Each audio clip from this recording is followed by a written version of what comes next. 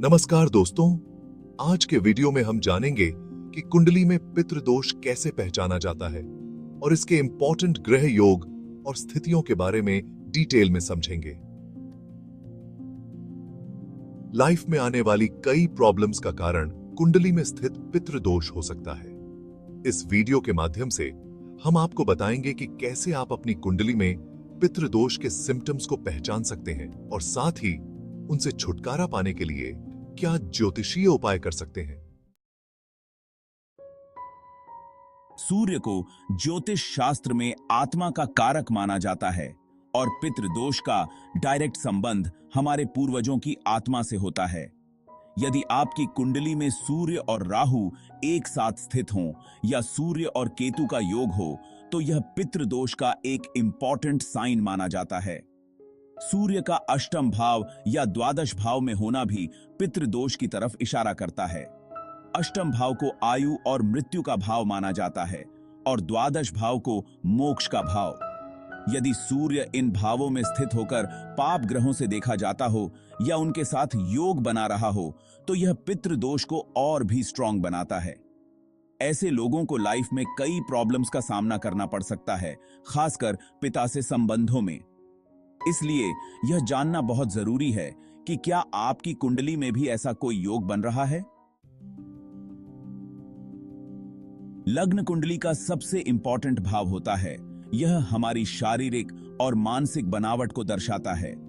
यदि लग्न में राहु या केतु स्थित हों तो यह पितृदोष का एक इंपॉर्टेंट लक्षण माना जाता है। पंचम भाव को संतान, शिक्षा और पिछले कर्मों का भाव माना जाता है। यदि पंचम भाव में राहु, केतु या शनि स्थित हों तो यह पितृदोष का एक और इंपॉर्टेंट संकेत है।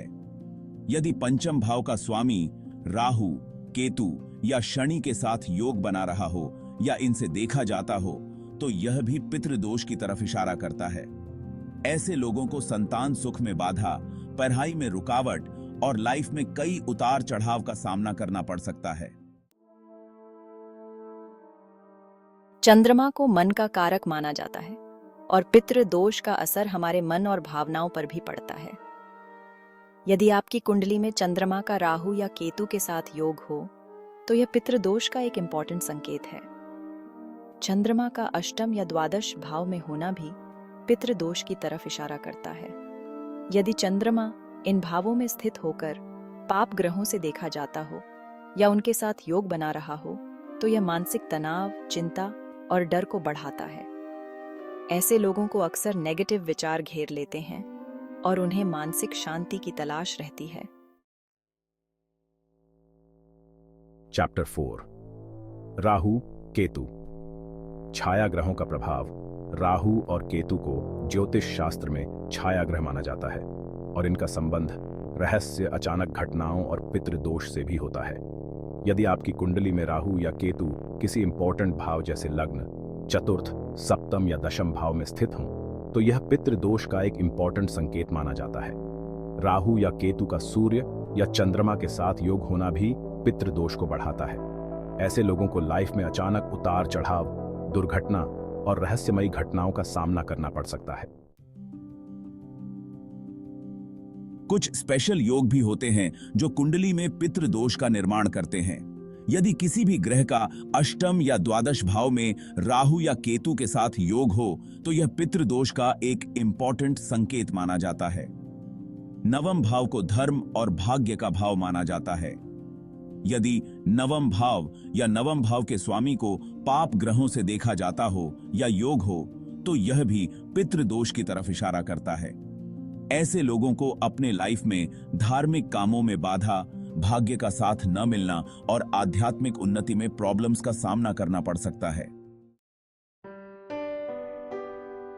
पितृदोष के कई लक्षण होते हैं जो हमें अपने लाइफ में देखने को मिल सकते हैं।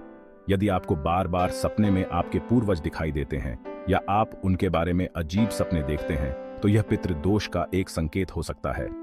संतान सुख में बाधा आना, शादी में देरी होना या बार बार गर्भपात होना भी पितृदोष का लक्षण हो सकता है। परिवार में हमेशा झगड़ा रहना, भाई बंधुओं से संबंध खराब रहना या घर में अशांति का माहौल बना रहना भी पितृदोष का संकेत हो सकता है। पितृदोष के कारण फाइनेंशियल प्रॉब्लम्स, नौकरी में अस्थिरता या व्यापार में नुकसान भी हो सकता है। अगर आप भी इनमें से किसी भी प्रॉब्लम से जूझ रहे हैं तो यह समझना जरूरी है कि कहीं आपके लाइफ में पितृदोष तो बाधा नहीं बन रहा है। यदि आपकी कुंडली में पितृदोष है तो घबराने की जरूरत नहीं है। ज्योतिष शास्त्र में पितृदोष के निवारण के लिए कई सिंपल और असरदार उपाय बताए गए हैं। अपने पितरों का श्राद्ध कर्म विधि विधान से करना और उनकी आत्मा की शांति के लिए प्रार्थना करना सबसे इंपॉर्टेंट उपाय है।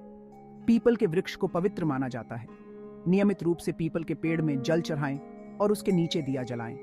गाय को रोटी खिलाना और गायत्री मंत्र का जाप करना भी पितृदोष के निवारण में हेल्पफुल होता है। नियमित रूप से भगवान शिव की पूजा करें और उन्हें जल चढ़ाएं। दान पुण्य करना, गरीबों को खाना खिलाना और जरूरतमंदों की मदद करना भी पितृदोष को कम करने में हेल्पफुल होता है। याद रखें, सच्चे मन से और श्रद्धा भाव से किए गए उपायों से पितृदोष का असर कम होता है और लाइफ में सुख समृद्धि आती है। तो दोस्तों, आज हमने जाना कि कुंडली में पितृदोष कैसे पहचाना जाता है और इसके क्या सिम्टम्स होते हैं। यह समझना जरूरी है कि पितृदोष एक ऐसा कर्मिक प्रभाव है जिसका समाधान पॉसिबल है।